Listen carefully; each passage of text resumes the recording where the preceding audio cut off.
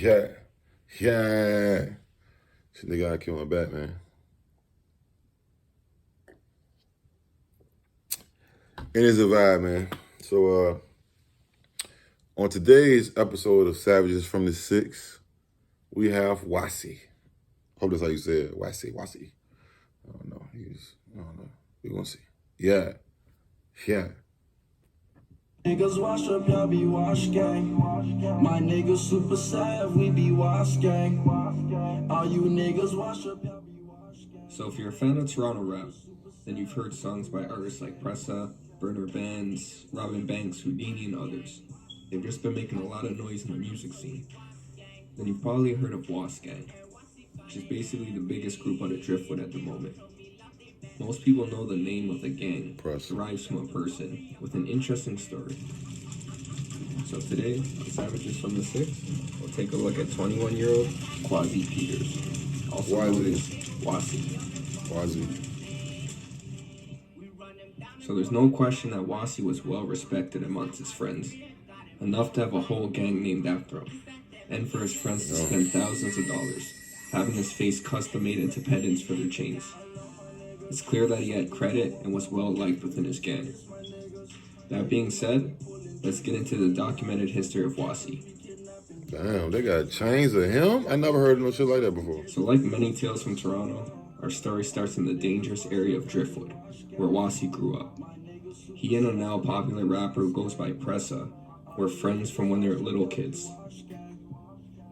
Sadly, it was clear what path Wassie was headed down from a young age, with his mother saying that he was getting into trouble with the law since he was 13 years old. Not only that, but in an interview with Vlad TV, Pressa actually gives a detailed glimpse into something gruesome that Wassie saw when he was a kid.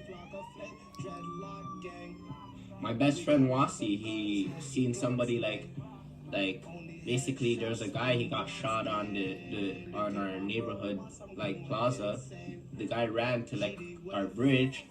He walked over the bridge and he seen the guy die. He's dead on the bridge, you know, and he's just a little kid. Like, he was probably just like, I don't know, like 10 or 11, right? So he was just like 2 years older than me at this time. So he walked and he's like, fuck, you know, like that's a lot for a kid to see him, like a guy dead on the floor, you know? And then that guy, even my teacher said like Quasi would never be the same after that, you know? It is kind of young, I ain't gonna lie. I seen my first dead body much younger. It's bound to have some type of effect on a growing mind. Wassie spent several years of his early teen life in and out of the juvenile detention system. When he was 16, while he was locked at Roy McMurtry Youth Center in Brampton, Wassie was the subject of a news report named From the Margins, Building Curriculum for Youth in Transition. In an interview, Wassie talked with a reporter about how being caught in the system as a young offender has turned him into a quote-unquote monster, and that every day he is fighting for his life. It seems like he had a rough time in his prison, and he continues to detail his experiences and talks more about the mindset of a youth offender in this report. Now we go back a few years before the interview. While still in the youth center, Wassie's neighborhood Driftwood and his alleged gang were under scrutiny by the police. They had been organizing a sting, dubbed Project Marvel, targeting an alleged gang in the Jane and Finch area called the Young Buck Killers. Ranging from locations in Toronto to Surrey, BC, the police executed multiple raids and ended up seizing almost 30 guns and over $110,000 in cash. Over 400 charges were laid against 60 suspects, one of those being Wassie. Even though he was locked up at the time, he was still charged for his connection with the gang. Being tied to this police project, as well as seeing someone die at a young age, is what drew reporters and journalists to Wassie. So now we go forward in time again, to a few months after the interview. Wassie's charges in connection to Project Marvel stick, but he manages to be granted bail and he is released. He would then go on to enjoy his freedom for a short couple of years before being arrested on weapons charges a short time after his 18th birthday. Now, it's not clear when he got back to the jail for his charges, but he was last documented being locked up in late 2013. He ended up being released at some point after.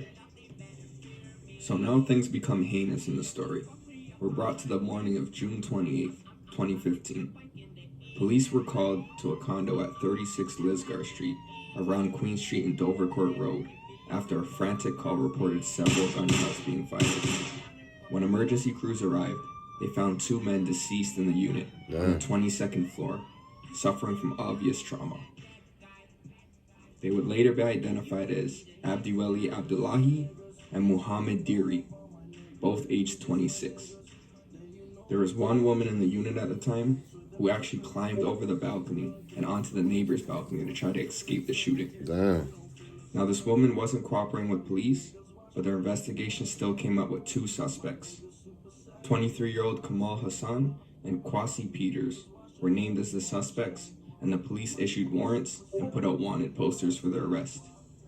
Less than a week after the double murder, Kamal Hassan voluntarily turned himself into police. Wassie, on the other hand, Why he do was that? nowhere to be found and considered to be on the run at this point. Yeah, he said, There's even surveillance video of Kamal and Wassie in an elevator at a different building shortly after the murders. Kamal is seen reenacting what just went down, almost emotionless to the fact that 2 people were just brutally murdered. Now, while Kamal was in police custody, they had turned their focus on finding Wassie. This search would last for almost a month before they finally found him. he was on damn a month. So now we're taken to the early hours of July 25th, 2015, to a nightclub that's near Peter Street and Adelaide Street West. Police located Wassie, and they knew he was in the club. Uniformed and undercover officers staked outside the building and waited for him to come out. Damn. Once Wassie was outside, they surveilled him and watched as he walked through the parking lot and got into his car. This is when the police were ready to make the arrest. A bunch of cruisers swarmed in and blocked off the entrance of the parking lot. A few officers on bikes close in, and there's no sound but there's shooting going on That boy said between they the cops busting. and Wassie. You could You can tell. see officers ducking for cover behind cars. Then you can see Wassie, in a gray sweatshirt, run towards the street but trips and falls and lands in front of the cruiser, where he's subdued. The Damn. aftermath was over 30 shots being exchanged, with police saying that Wassie fired the first of 7 shots inside his car through the windshield. Out of all those shots fired, he was only struck with a single bullet to his chest. He was quickly rushed to the hospital, but died a short time after. Oh, shit. Now, after his death, the co-accused in the case, Kamal, began to explain what happened to police. What the He claimed that it was solely Wassie who shot the 2 men in the Lisgar condo, and he played no part in the murders. He said he feared Wassie and stuck by him after the shooting because he didn't know what he might do. During his trial, which was 4 years later, in March of 2019, Kamal also claimed that the footage of him in the elevator reenacting the murders was actually just a ploy to make Wassie think that he wouldn't snitch on him. With the co-accused Wassie having died, it seems like it was an easy case for a defense lawyer. Seemingly, the aftermath of the trial was Kamal being found not guilty on all charges. He was acquitted and effectively beat the case. No one knows why exactly Wassie decided to shoot at the officers. Can only speculate. All of the officers involved were cleared of any wrongdoing after the police dashcam footage surfaced. It seems like Kwasi had a rough life. Honestly, it's a sad end to his story. Rest in peace, bro. But he continues to live on through Wassie Gang and through their music. All we can say for now is rest in peace. That's crazy, bro.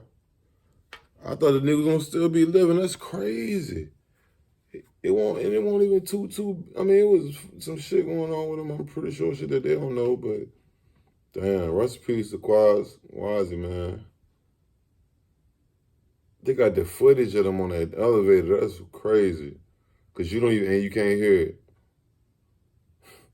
That's crazy. That's crazy. But yeah, y'all let me know what y'all think about that. Shout out to Canada, man. T-Dot, all that, man. Yeah.